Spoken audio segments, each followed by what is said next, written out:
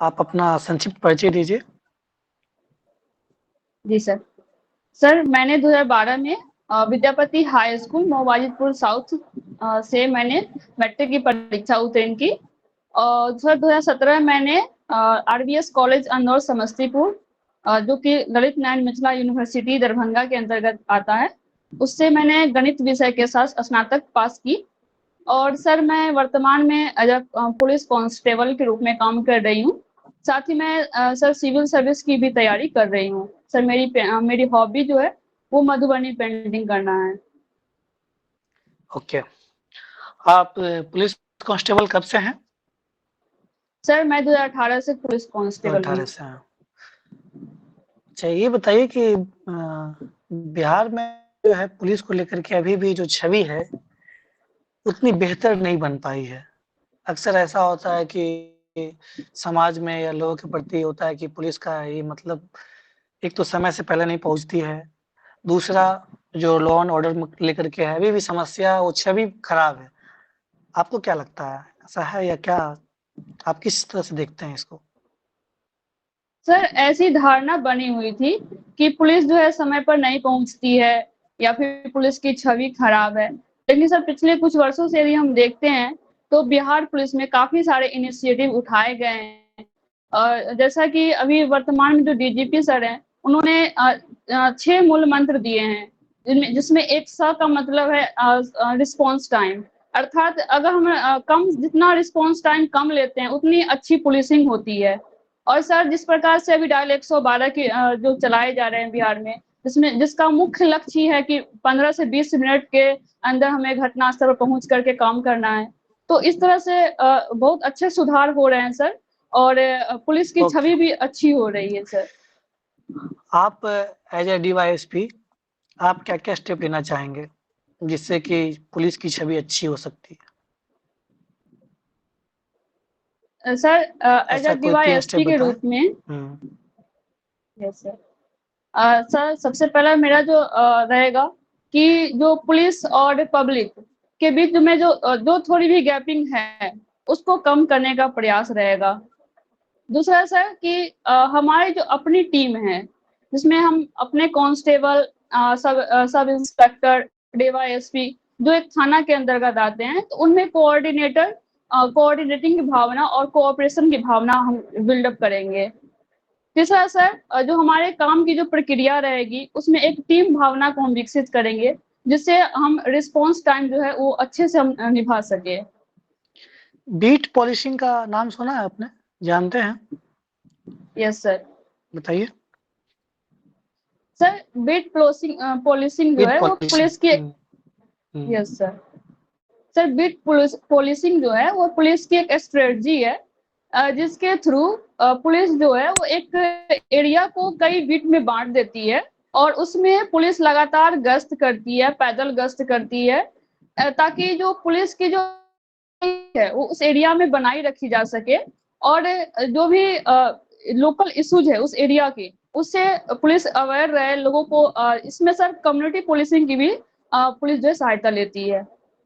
ये कब स्टार्ट हुआ था, कुछ जानकारी है कम्युनिटी पुलिसिंग के बारे में? कहाँ से ये सर इनिशिएट हुआ था? हुँ, सॉरी सर। कोई बात नहीं। ये बताइए कि आपने अपना ग्रेजुएशन जो है आरबीएस कॉलेज से किया है। ये आरबीएस कॉलेज, इसका क्या फुल फॉर्म क्या है? हुँ, सर मैं अभी नाम भूल रही हूँ सर, सॉरी सर। ओके, कोई बात नहीं। आपने एलएनएमयू आपका यूनिवर्सिटी है। एलएनएमयू के बारे में बताइए, कुछ इतिहास बताइए, क्या इतिहास है इसका? सर एलएनएमयू का फुल फॉर्म है सर ललित नारायण मिथिला यूनिवर्सिटी, जो कि दरभंगा प्रमंडल के अंतर्गत आता है। और सर ये मिथिला जो मिथिलांचल का क्षेत्र है उसकी एक प्रसिद्ध यूनिवर्सिटी है। इसकी जो स्थापना हुई थी सर 1972 में की गई थी। और सर इसमें ग्रेजुएशन से लेकर के पीजी और इससे ऊपर जो उच्च डिग्री होती है उसकी पढ़ाई इसमें करी जाती है। ये ललित नारायण कौन थे? सर ललित नारायण बिहार के एक पॉलिटिशियन थे। इनका काफी योगदान मिथिला और मिथिलांचल के क्षेत्रों में रहा है।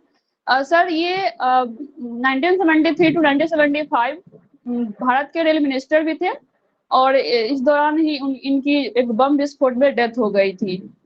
कहाँ डेथ हुई थी? सर समस्तीपुर में बम विस्फोट हो गया था इस टाइम। ओके, ठीक है Sujeet sir. Thank you sir. Pooja, आप गणित विषय यस सर। से स्नातक किया है, क्या कुछ गणितज्ञ का यस सर। नाम बता सकते हैं?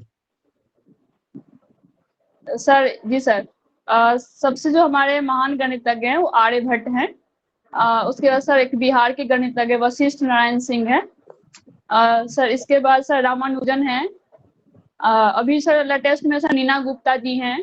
और सर एक महिला गणितज्ञ शशिकला सर। बहुत अच्छा। आपने आर्यभट्ट का नाम लिया है, वो किस पीरियड में चर्चा में आए थे? उनका जन्म स्थान कहाँ था? और उस समय इतिहास में किन शासकों ने संरक्षण दिया था हमारे विद्वानों को, गणितज्ञों को? कुछ बता सकते हैं इतिहास से? सर ये मैं अनुमान लगा सकती हूँ, अभी याद नहीं हाँ आ रहा है। बोलिए। हाँ बोलिए। सर ये 3वीं-4वीं शताब्दी में महान गणितज्ञ हुए थे। और सर इन्होंने जीरो के बारे में, पाई के बारे में और ये खगोल भौतिकी के बारे में इन्होंने जानकारी दी थी। अच्छा, उस समय ठीक है, आर्यभट्ट भी थे, बहुत ऐसे विद्वान थे। आपने चंद्रगुप्त विक्रमादित्य का नाम सुना है? Yes sir. बताइए उनके बारे में। सर ये गुप्त वंश के चंद्रगुप्त द्वितीय जो थे राजा थे, उन्हीं को उन्होंने विक्रमादित्य की उपाधि धारण की थी। और सर अभी तो इतना ही याद आ रहा है। कोई बात नहीं। आपका आपके हिसाब से इतिहास का कौन सा खंड जो है आपको इंस्पायर करता है? आपने पीटी में भी पढ़ा है, मेंस भी आप लिख चुकी हैं, तो इतिहास भी एक सब्जेक्ट है, उसमें आपको कौन सा खंड आपको ज्यादा अच्छा लगता है? मैं सर आपकी मदद कर दूं? Yes sir. इतिहास का 3 खंड सामान्यतः हम लोग लेते हैं, 4 अगर वर्ल्ड हिस्ट्री को बता दें। एक जो हमारा मेडाइवल है, मॉडर्न है, और जो पहला हमारा है। Yes sir. सर मैं इसमें मॉडर्न हिस्ट्री के साथ मुझे ज्यादा अच्छा लगता है। अच्छा, तो गणित के विद्यार्थी हैं, तो गणित लगा करके बताइए कि ईस्ट इंडिया कंपनी जो है किस तरह से अपने अस्तित्व को, अपने उद्योग धंधों का सहारा लेकर के अपने आप को एस्टेब्लिश किया? वो परिस्थितियां क्या थी हमारी समाज की?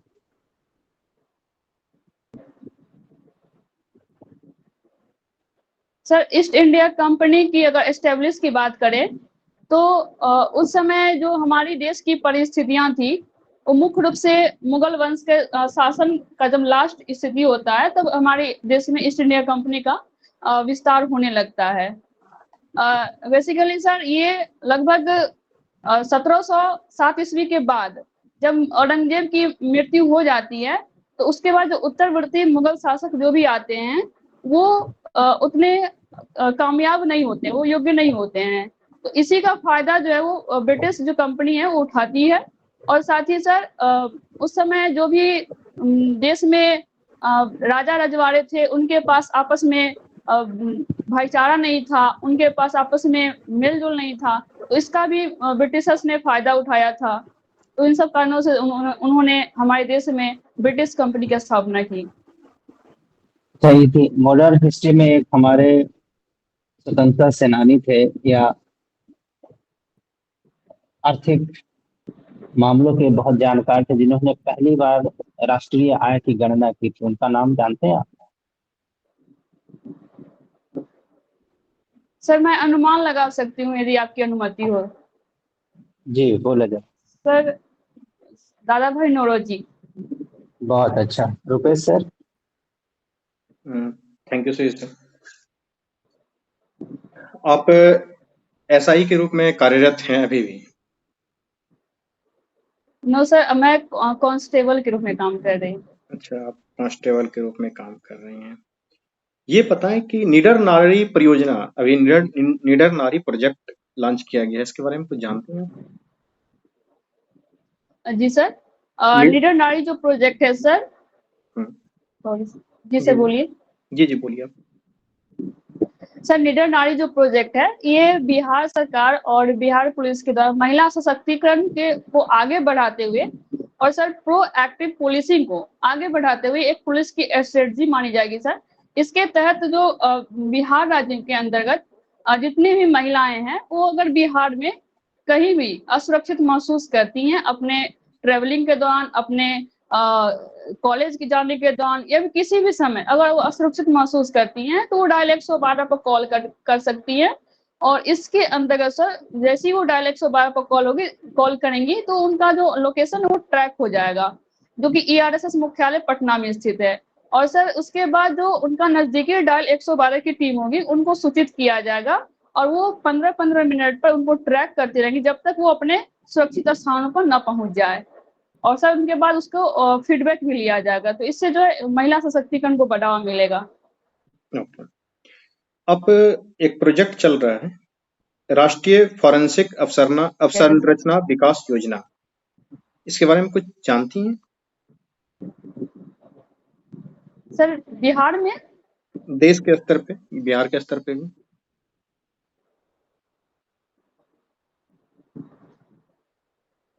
सर इसके लिए तो बिहार सरकार के लिए बहुत सारे इनिशिएटिव अभी चल रहे हैं। जैसे हम अगर केंद्र सरकार के भी अगर हम देखें, तो वहाँ भी ऐसा इंडस्ट्रियल कॉरिडोर बनाए जा रहे हैं। जैसे अभी बजट में भी प्रावधान रखा गया था कि 12 इंडस्ट्रियल कॉरिडोर बनाए जाएंगे, जिससे बिहार में भी एक गया को जोड़ा गया है। एक ये है sir.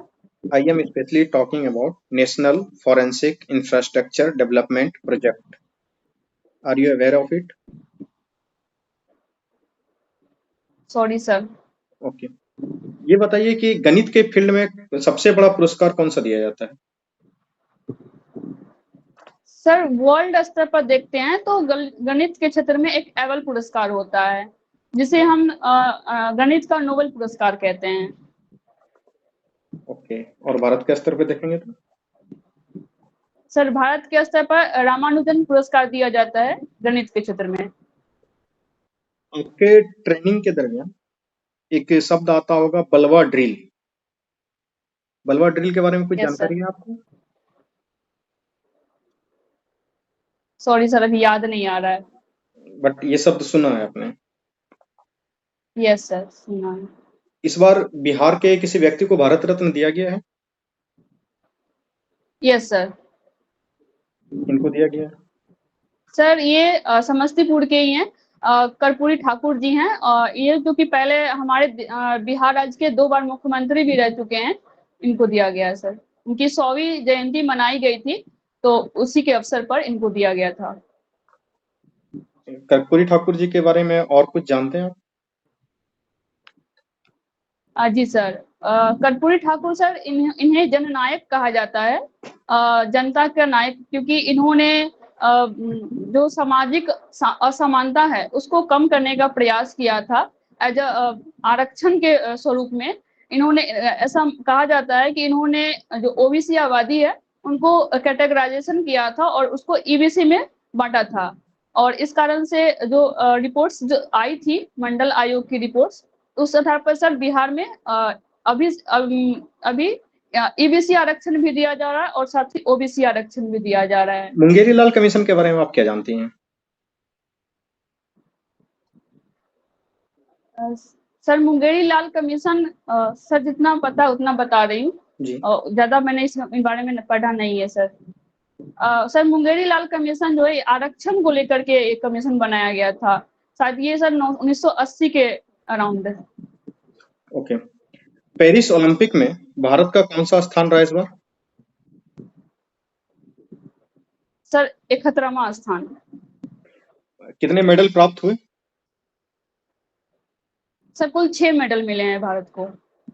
Okay, thank you Puja, your interview over now. Thank you sir. Thank you sir. Okay, feedback. देखिए पूजा, आपका कुल मिलाकर के इंटरव्यू अच्छा रहा। आपके पास कंटेंट बेहतर है। आपसे बिहार से भी प्रश्न पूछा गया, हिस्ट्री से भी प्रश्न किया गया, करंट अफेयर्स जो वर्तमान में कुछ न्यूज़ चल रहे हैं उससे भी पूछा गया। तो आप बता पा रही थी। इससे मतलब ये है कि आप अवेयर हैं। बस एक चीज़ ये है कि आपको जो हमने ऑब्जर्व किया है, एक तो आपका एजुकेशनल जो बैकग्राउंड है, एलएनएमयू के बारे में, आरबीएस के बारे में, उसको थोड़ा-सा आप आरबीएस का ऐसे नाम भूल गई, लेकिन आपको याद होगा, उसको देख लीजिएगा इतिहास। Yes sir. जहाँ तक बात है कि फ्रेमिंग का, तो आप फ्रेमिंग कर पा रही है, अच्छी बात है। थोड़ा-सा डेकोरम मेंटेन करना है कि इंटरव्यू की एक शैली होती है कि जो आप डेकोरम मतलब कहने का इन द सेंस ये होता है कि जैसे आपने बोल दिया कि मैं जितना मुझे जानकारी है सर उतना बता रही हूँ। उससे अच्छा है कि सॉरी सर, इसके बारे में मैं तो नहीं पढ़ी हूँ या अभी याद नहीं आ रहा है, I am not able to recall. अगर आप अनुमति दें तो मैं बता सकती हूँ। इस तरह से उसको थोड़ा-सा फ्रेमिंग का तरीका, क्योंकि इंटरव्यू का क्या है कि स्पीकिंग स्किल ही है, कितना बेहतर आप अपने आप को प्रेज़ेंट कर पा रहे हैं। तो थोड़ा-सा उसको और फॉर्मलाइज़ कर सकते हैं, फॉर्मल वे में रखें। कुछ जैसे कि मैंने पूछा था बीट पॉलिशिंग के बारे में, आप बता रही है बेहतर है। पॉइंट वाइज़ थोड़ा-सा मैं चाहूँगा कि पॉइंट वाइज़ बताएँ। पहला पॉइंट ये है, दूसरा पॉइंट ये है जैसे बीट पॉलिशिंग क्या है? पहला नंबर ये है कि लॉ एंड ऑर्डर, इसको हम लोग बोलते हैं कि प्रिवेंटिंग पॉलिशिंग। किसी भी तरीके को जो लॉ एंड ऑर्डर मेंटेन करने का एक प्रिवेंटिव तरीका है, पहला। दूसरा, कम्युनिटी पॉलिशिंग भी इसका एक एग्जाम्पल है। और कम्युनिटी पॉलिशिंग में क्या होता है कि जब हम लोकल स्तर पे जो स्थानीय जनप्रतिनिधि हैं, जनता है, और साथ-साथ स्थानीय थाना के साथ रेगुलर नियमित अंतराल पे इंटरेक्शन होता है, शांति समिति की बैठक की जाती है, ताकि जो भी लॉ एंड ऑर्डर को मेंटेन करने के लिए जो भी समस्या है उसको कम से कम किया जा सके, मिटिगेट किया जा सके। प्रयास करना है कि पॉइंट वाइज रखें बात। तो उससे क्या होता है, तो आप बता पा रही है, सब बता पा रही है, लेकिन मुझे एक चीज़ लगा कि उसको और हम लोग सिंक्रोनाइज कर सकते हैं, पॉइंट वाइज रख सकते हैं। Yes sir. बाकी आपका कंटेंट ठीक है, आप तैयारी आपकी ठीक-ठाक है, आप बेहतर हैं, बस अभी करंट अफेयर्स वगैरह पढ़ते रहना है। ठीक। सुजीत ठीक है, सर? Thank you sir. हाँ पूजा, वो वही यस सर। कार्तिकेयन सर ने जैसे बोला कि पहले भूमिका नहीं बनाना है कि मैंने इतना ही पढ़ा है, इतना ही जानती हूँ। बस जितना जानते हैं बोल देना है और चुप हो जाना है। अगर उनको पूछना होगा तो आगे आपसे पूछ लेंगे, नहीं तो हो सकता है वो मूव कर जाए। तो अपनी कमी क्यों बताएंगे कि मैं इतना ही पढ़ी हूँ, इतना जानती हूँ। ठीक है, भूमिका नहीं बनाना है, जितना जानते हैं बोल देना है। अगला प्रश्न आए इससे रिलेटेड, अगर जानते हैं तो बताएंगे, नहीं तो सॉरी सर बोल के निकल जाना है। बाकी आपका अपीयरेंस अच्छा है, ड्रेसिंग सेंस अच्छा है, कॉन्फिडेंस अच्छा है, नॉलेज भी अच्छा है, सेंटेंस क्रिएशन भी अच्छा है। मेरे हिसाब से आप डिजर्विंग कैंडिडेट हैं। आप बस इसको कंटिन्यू रखिए, अपने नॉलेज को और कीजिए। बाकी आगे के लिए good luck. Thank you sir. Rupesh sir. धन्यवाद सुजीत सर। काफी प्रॉमिसिंग कैंडिडेट है पूजा। कुछ एस्पेक्ट्स के बात थैंक यू सर। करें तो ड्रेसिंग सेंस अच्छा है, बैठने का तरीका अच्छा है, हैंड मूवमेंट बिल्कुल नहीं है, आई कांटेक्ट बहुत सही है, वॉइस आपका क्लियर है, नॉलेज का लेवल अच्छा है, कॉन्फिडेंटली आप बोल पाती हैं, आंसर फ्रेमिंग ठीक तरीके से ही कर लेती हैं। जहाँ नहीं कर पाती हैं वो सर ने आपको फीडबैक दे ही दिया है। करंट अफेयर के नॉलेज और भी इसमें पे आपकी नॉलेज अच्छे हैं। कुल मिला के बहुत ज्यादा फीडबैक मैं नहीं देना चाहूंगा, बस इतना ही कहना चाहता हूँ कि इतना भी अगर आप इसको मेंटेन कर लेते हैं और जो फीडबैक दिया गया उसको थोड़ा थोड़ा धीरे धीरे करके इम्प्रूव कर लेती हैं, काफी प्रोमिसिंग कैंडिडेट हैं, कहीं पे कोई समस्या नहीं लग रहा है, लगभग एक्सेलेंट बोला जा सकता है। इसको आप कंटिन्यू करें। Best luck, best of luck. Thank you sir. इसी बार आप thank you select sir. Thank you so much. करें। Thank you.